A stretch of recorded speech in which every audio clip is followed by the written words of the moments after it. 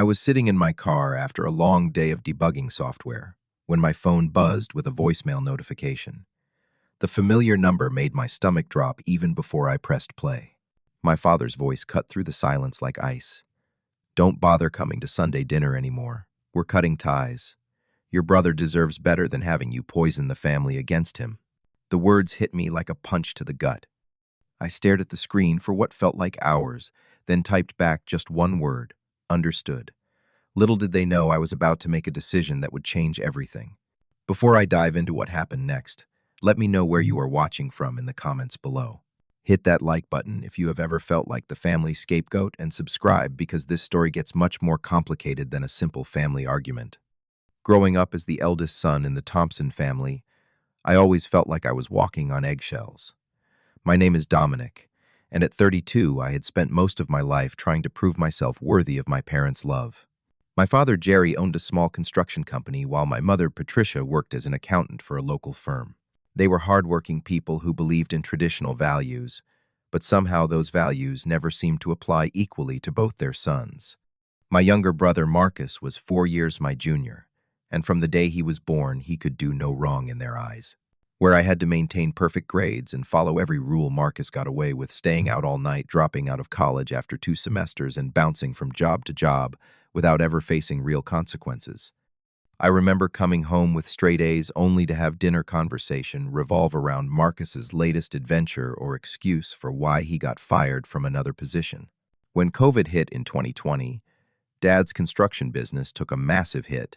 Contracts dried up. Workers had to be laid off. And for the first time in 30 years, Jerry Thompson was facing the possibility of losing everything he had built. That's when Marcus stepped in with what he called his brilliant solution. He had been following real estate trends and convinced Dad that the answer was expanding into property development. According to Marcus, all they needed was capital to buy distressed properties, flip them, and make enough profit to not only save the construction company, but set the family up for life. The plan sounded reasonable on paper. Marcus had done his research, showed Dad spreadsheets filled with projected profits, and painted a picture of financial freedom that was hard to resist. The only problem was that Dad's credit had taken a hit during the pandemic, and the bank required additional collateral for the loan they needed.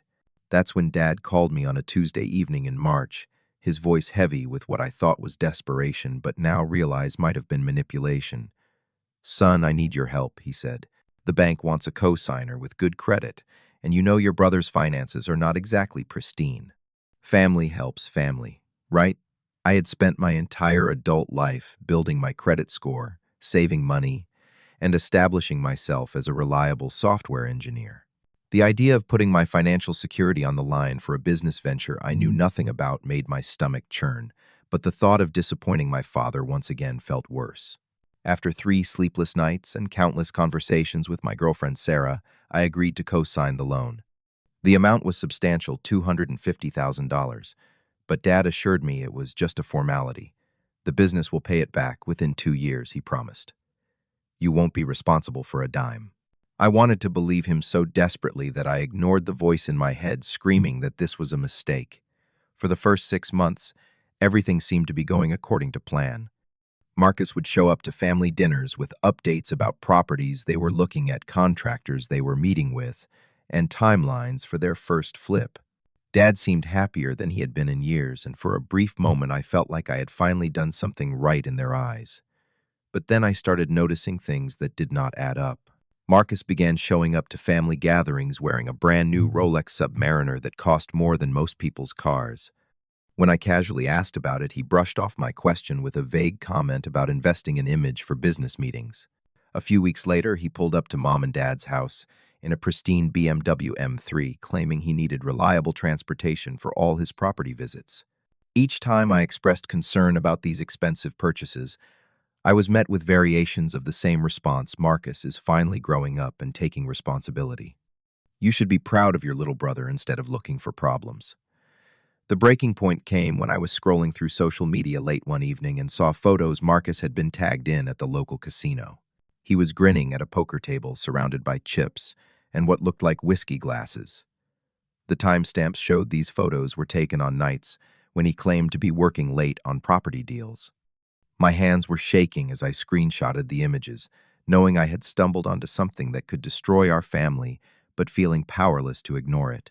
The following Sunday dinner started normally enough, but I could sense tension in the air from the moment I walked through my parents' front door. Marcus was already there, animated and excited about what he called his next big opportunity.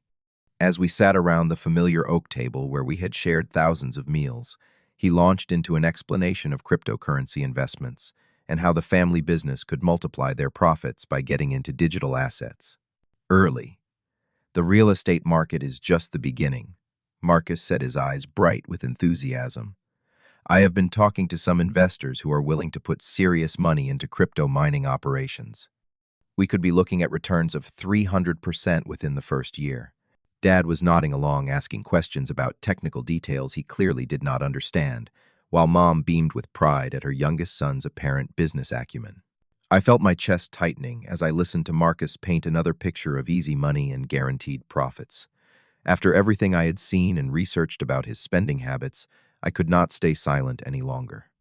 Maybe we should take a step back and look at how the current real estate project is performing before jumping into something completely different. I suggested, trying to keep my voice calm and reasonable. The reaction was immediate and hostile. Marcus's face flushed red as he turned to face me directly. "Here we go again," he said, his voice dripping with frustration. "My big brother always thinking I cannot handle anything on my own.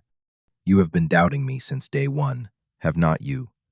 Dad set down his fork and fixed me with a look I had seen countless times throughout my childhood, the look that meant I was about to be lectured for not supporting my brother properly.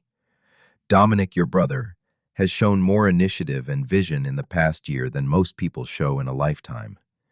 Dad said, his voice carrying the weight of disappointment. "Maybe instead of looking for problems, you could try being supportive for once." Mom nodded in agreement, adding that Marcus had been working incredibly hard and deserved encouragement rather than skepticism from his family. I felt like I was suffocating, but I pressed on. "I am not trying to discourage anyone. I just think we should have a clear picture of our current financial situation before taking on additional risks. Has anyone actually reviewed the books for the real estate ventures?" The question hung in the air like a challenge, and I could see Marcus shifting uncomfortably in his seat. "The books are fine," Marcus said quickly. "We are on track with all our projections, and honestly, I do not appreciate having my integrity questioned at Sunday dinner." But something in his tone, the way his eyes would not quite meet mine, confirmed what I had already begun to suspect. That night, I made a decision that would change everything. I was going to find out exactly what Marcus had done with that $250,000 loan. The private investigator I hired was a former police detective named Frank Rodriguez who specialized in financial fraud cases. I felt sick to my stomach handing over the retainer check, knowing I was essentially spying on my own family. But the evidence Frank uncovered over the next 2 weeks was worse than anything I could have imagined. Marcus had never purchased a single property for development. Instead, he had taken the entire loan amount and used it to cover gambling debts he had accumulated over the previous 18 months. Frank's report included casino surveillance photos, credit card statements showing cash advances at slot machines, and records of payments to bookmakers who had been threatening Marcus with physical harm if he did not settle his accounts. But the betrayal went even deeper. Marcus had forged documents showing fake property purchases, created fictitious contractor invoices, and had been systematically lying to our parents about every aspect of the business for almost a year. The BMW and Rolex were not symbols of success. They were purchases made with borrowed money that was supposed to secure our family's future. Armed with Frank's comprehensive report, I requested an emergency family meeting. I called Dad on a Wednesday morning and told him we needed to discuss the business immediately. "Something has come up that cannot wait until Sunday," I said, hearing the gravity in my own voice. Dad agreed to meet that evening, though I could tell he was annoyed by the urgency. Walking into my childhood home that night felt like approaching a battlefield. Mom, Dad, and Marcus were sitting in the living room, and I could see from their body language that Marcus had already begun spinning the narrative in his favor. Before anyone says anything, I began setting Frank's report on the coffee table. "I need you all to look at this information with open minds." What followed was the most brutal 90 minutes of my life. As I presented bank statements, surveillance photos, and documented evidence of Marcus's gambling addiction, I watched my brother transform from defensive to desperate to manipulative. He denied everything at first, claiming the evidence was fabricated.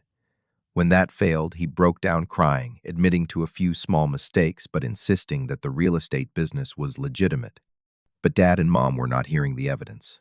They were hearing their eldest son destroying their youngest son's reputation with what they saw as jealous accusations. "You hired someone to spy on your own brother, Mom," said her voice shaking with rage. "What kind of person does that?" Dad was even more direct. "I cannot believe I raised a son who would go to these lengths to tear down his family." The final blow came when Marcus, tears streaming down his face, looked directly at our parents and said, "I think Dominic has always resented my success. He cannot stand that the little brother he used to boss around is finally making something of himself." In that moment, watching my parents choose to believe a lie over documented proof, I realized that no amount of evidence would ever be enough to change their minds. A week passed in complete silence. No phone calls, no text messages, no acknowledgement that the confrontation had ever happened. I threw myself into work trying to distract my mind from the growing certainty that my family relationships were beyond repair.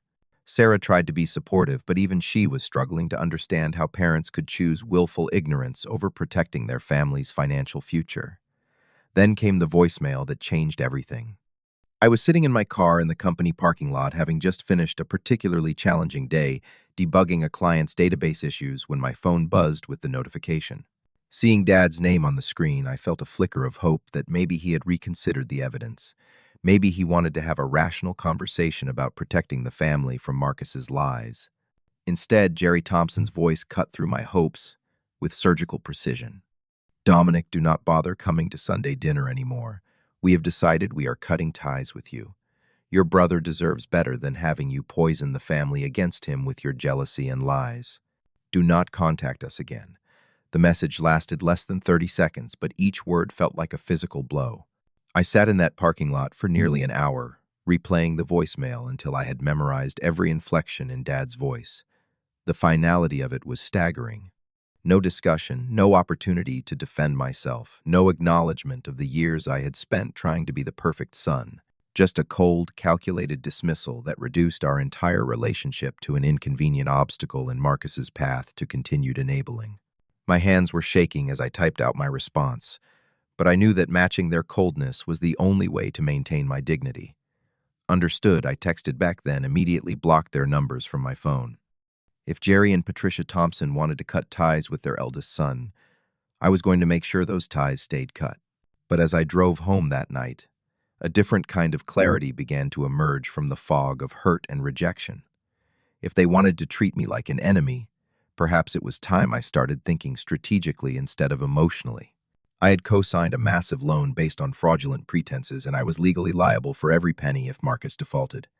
My family had just made it clear that they considered me expendable, so why should I continue protecting people who had thrown me away? That night, I called my attorney, David Kim, who had handled the paperwork when I bought my condo 2 years earlier. "Dave, I need to know my options for getting out of a business loan where the borrower committed fraud." David was quiet for a long moment. After I explained the situation, then asked me to send him copies of Frank's investigation report, along with all the original loan documents. "Dominic, if everything you are telling me is accurate, you may have grounds to void your co-signature based on fraudulent misrepresentation," David said after reviewing the materials. The bank was not informed about the borrower's gambling addiction or his history of financial deception. More importantly, the loan was obtained under false pretenses, since the stated purpose was property development that never occurred. Over the next 3 days, David worked with a forensic accountant to build an airtight case for removing my name from the loan agreement. We discovered that Marcus had a previous bankruptcy filing from 6 years earlier that he had somehow concealed during the loan application process, which gave us additional grounds for claiming fraud. By Friday afternoon, we had assembled a legal package that clearly demonstrated I had been deceived into co-signing under false pretenses. The meeting with the bank's risk management team was scheduled for the following Monday morning. I spent the weekend in a strange state of calm, knowing that I was about to take an action that would have massive consequences for my family, but feeling more certain than I had about anything in years. They had cut me out of their lives. Now I was going to cut myself out of their financial disaster. Monday morning arrived, with unseasonably warm weather for October, and I took it as a good omen as I walked into First National Bank's downtown branch. David had prepared me for every possible question, and we had organized our evidence into a presentation that would be impossible for the bank to ignore. The meeting included the branch manager, two risk assessment specialists, and a legal representative from the bank's corporate headquarters. For 45 minutes, we methodically presented evidence of Marcus's gambling addiction, the fraudulent loan application, and his systematic misuse of the borrowed funds. The bank's legal team asked pointed questions about my knowledge of Marcus's activities, and I was grateful that Frank's investigation had been so thorough. Every answer I gave was backed up by documented proof that I had been deliberately deceived. By the end of the meeting, the bank's position was clear. They were removing my name from the loan agreement and demanding immediate repayment from the remaining borrowers. Since Marcus could not qualify for the loan on his own credit and Dad's construction business was still struggling, they would have 7 days to find alternative financing or face foreclosure proceedings on all collateral, including my parents' house. I felt a strange mixture of relief and dread as David and I walked out of the bank. The legal and financial threat to my future was eliminated, but I knew the next phone call I received from my family would be filled with rage and desperation. I decided not to wait for that call. Instead, I drove straight to my office and lost myself in code for the rest of the day, trying to prepare mentally for the storm that was about to hit. The call came at 6:47 p.m. on Tuesday. Dad's name appeared on my phone screen, and for a moment I considered letting it go to voicemail, but curiosity got the better of me. Jerry Thompson's voice was completely different from the cold dismissal I had received just a week earlier. Now he sounded panicked, confused, and desperate. "Dominic, what did you do?" he asked without any greeting. "The bank called and said you removed yourself from the loan. They want the full amount paid back by next Monday, or they are taking the house. You cannot do this to your family." The irony was so thick I almost laughed. A week ago, I was not family. Now suddenly I was family again because they needed something from me. "Dad, you told me we were cutting ties," I replied, keeping my voice as steady as possible.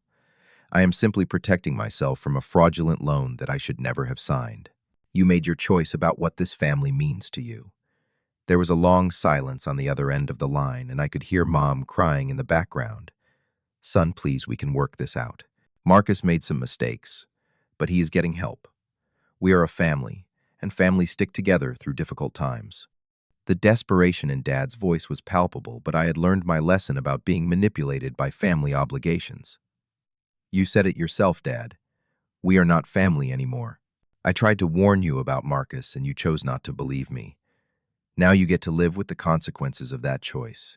Over the next 3 days, I received 17 phone calls, 42 text messages, and even had Mom show up at my office building trying to corner me in the parking lot. Each conversation followed the same pattern: initial anger at my betrayal, followed by desperate bargaining, and finally tearful pleas for mercy. But I had made my decision, and for the first time in my adult life, I was not going to let family guilt override my better judgment. The situation became even more complicated when the local district attorney's office opened an investigation into Marcus's use of the loan funds. Apparently, using borrowed money to pay gambling debts while claiming it was for business purposes crossed the line from poor judgment into criminal fraud. Marcus was arrested on a Thursday morning and charged with bank fraud, wire fraud, and filing false financial documents. When the story hit the local newspaper, I received a call from a reporter asking for my comment as the whistleblower who exposed the fraud. I declined to speak publicly, but seeing my family's financial crimes laid out in black and white newsprint felt like a strange form of vindication. Everything I had tried to warn them about was now public record, and there was no way for them to continue claiming I had acted out of jealousy or spite. 6 months later, I was living in Austin, Texas, working for a tech startup that had offered me a significant salary increase and equity in the company. The distance from my hometown felt like a gift, allowing me to build relationships with people who knew nothing about my family's dysfunction. I started seeing a therapist named Dr. Martinez, who helped me understand that what I had experienced was not normal family conflict, but a pattern of emotional abuse and scapegoating that had shaped my entire adult life. For the first time since childhood, I was making decisions based on what I wanted rather than what I thought would earn approval from people who were never going to give it. I joined a hiking club, learned to cook Thai food, and even started dating a wonderful woman named Jessica who worked in nonprofit management. These might seem like small accomplishments, but for someone who had spent 32 years walking on eggshells, they felt revolutionary. Marcus was sentenced to 3 years in federal prison after pleading guilty to multiple fraud charges. Dad's construction business finally went bankrupt, and my parents lost their house in the foreclosure proceedings. They moved in with Mom's sister in Phoenix, and according to mutual acquaintances, they still talked about me as if I were the villain in their story. The lack of self-reflection was stunning, but it no longer surprised me. A year after I moved to Texas, Mom sent me a birthday card with a handwritten note asking if we could put this all behind us and be a family again. Reading those words, I felt a familiar tug of guilt and obligation, the same feelings that had led me to co-sign that disastrous loan in the first place. But this time, instead of automatically responding with forgiveness, I took the card to my therapy session and talked through what reconnecting would actually mean. Doctor Martinez asked me a question that changed my perspective forever. Dominic, if these people were not related to you by blood, would you want them in your life based on how they have treated you?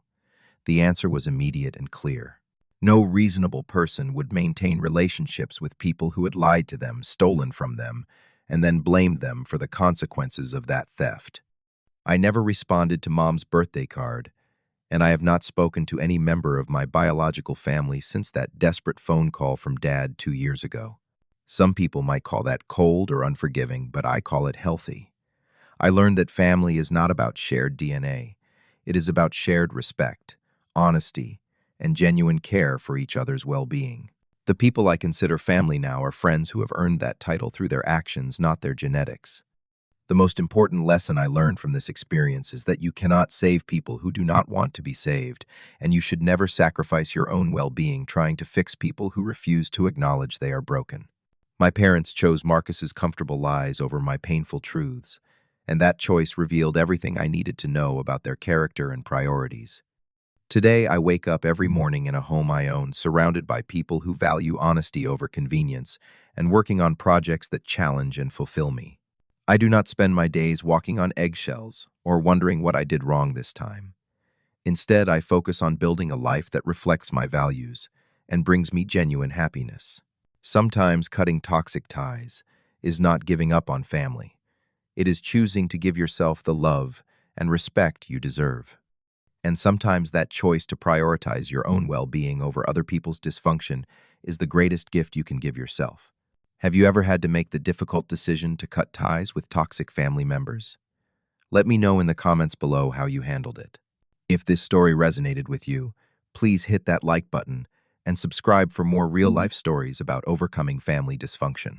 Share this video with someone who might need to hear that it is okay to choose your own happiness over family obligation. Thank you for listening to my story, and remember that you deserve relationships built on respect and honesty, regardless of what your last name might be.